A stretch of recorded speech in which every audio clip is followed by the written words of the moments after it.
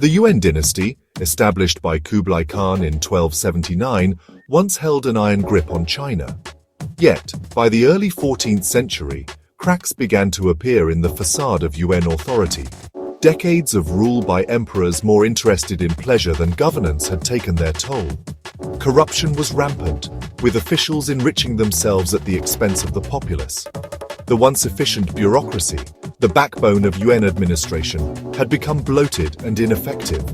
The Yuan rulers, facing dwindling coffers, imposed crushing taxes on the peasantry. This further exacerbated the plight of the common people, already struggling to survive. Natural disasters, including floods and droughts, became more frequent and intense, compounding the misery. The Yellow River, once a source of life and prosperity, became known as China's sorrow due to its devastating floods.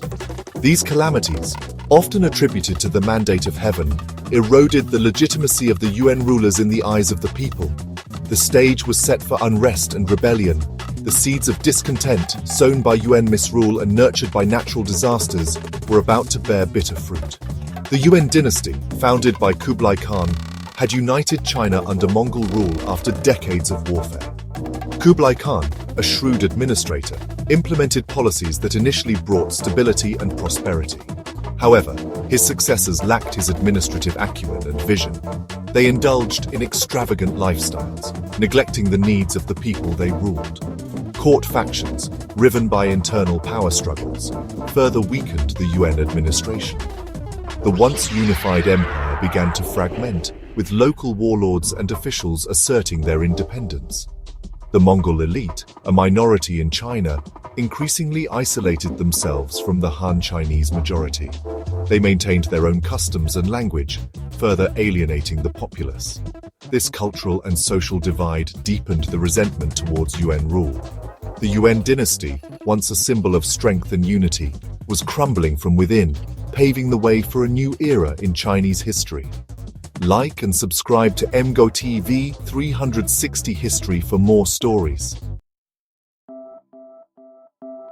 Amidst the societal turmoil and economic hardship, a new force emerged: the Red Turbans. This heterogeneous group, united by their distinctive red headgear, drew its strength from the discontent simmering among the peasantry. At its core was the White Lotus Society, a clandestine religious sect with a long history of opposition to foreign rule. The White Lotus teachings, blending Buddhist and Manichaean beliefs, offered a message of hope and salvation, resonating deeply with the oppressed masses. The White Lotus leaders, recognizing the potential for a mass uprising, began to organize and mobilize their followers. They skillfully exploited the growing anger against the Yuan dynasty, channeling it towards rebellion. The Red Turbans, named after their distinctive headwear, became a symbol of resistance against Yuan oppression. Their ranks swelled with disgruntled peasants, disillusioned scholars, and even some members of the lower Yuan bureaucracy. The Red Turban movement, fueled by a potent mix of religious fervor and social discontent, rapidly spread throughout China. What began as localized uprisings soon coalesced into a formidable rebellion, threatening the very foundations of Yuan rule. The Red Turbans, drawing on the White Lotus tradition of secrecy and organization, established a network of cells across the country. This clandestine structure enabled them to evade Yuan authorities and coordinate their actions effectively.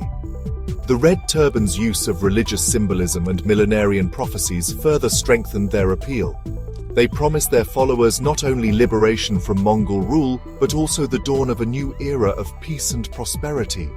This message, combined with their military successes, attracted widespread support, transforming the Red Turbans from a fringe group into a major force capable of challenging the Yuan dynasty.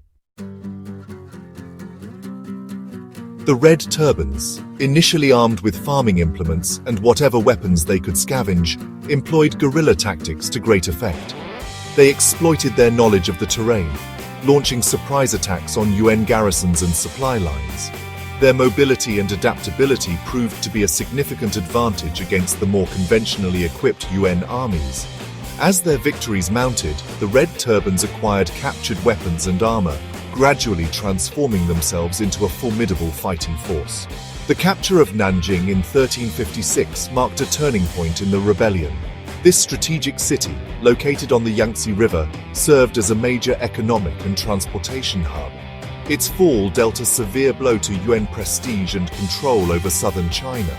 The Red Turbans, under the leadership of charismatic generals, implemented effective strategies that exploited the weaknesses of the Yuan forces. They understood the importance of logistics and ensured their troops were well supplied, often with the support of the local population.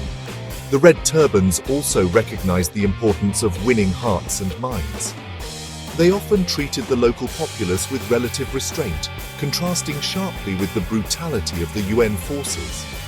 This approach helped to solidify their support among the peasantry, who saw them as liberators rather than just another army. The fall of Nanjing, a major center of Yuan administration and commerce, sent shockwaves throughout China.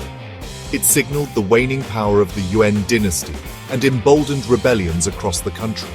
The Red Turbans, initially dismissed as a ragtag group of peasants, had proven their military prowess and strategic acumen. Their victory at Nanjing established them as a credible threat to Yuan rule and paved the way for their further expansion throughout China. It also marked the emergence of a new generation of leaders, among them Zhu Yuanzhang, who would shape the destiny of China.